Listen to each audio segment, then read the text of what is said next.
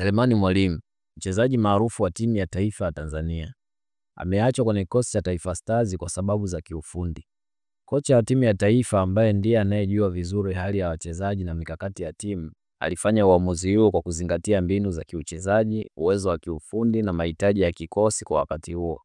Selemani alikuwa ni mchezaji muhimu katika timu, lakini kutokana na mikakati ya kocha ameamua kumweka nje kwa maslahi ya timu na maendeleo yake binafsi. Kwa upande mwingine, timu ya Taifa Stars sasa imeelekea Morocco kwa ajili ya kujiandaa na mashindano makubwa ya AFCON ambayo yatafanyika nchini Morocco. Safari hii ni sehemu ya maandalizi ya timu kwa mechi za kuwania taji hilo, ambapo wachezaji wanajitahidi kuonyesha uwezo wao na kujipanga vyema ili kufikia malengo ya timu. Kocha na benchi la ufundi wanazingatia mazoezi, taktiki na ustadi wa uchezaji ili kuhakikisha wanakuwa na kikosi imara kitakachoweza kusonga mbele kwenye mashindano hayo makubwa. Safari hii ya maandalizi ni muhimu kwa timu kuchukua uzoefu na kujiandaa kikamilifu kwa ajili ya mashindano ya AFCON, ambayo ni fursa kubwa kwa wachezaji wa Tanzania kuonyesha kipaji chao na kuleta sifa kwa taifa.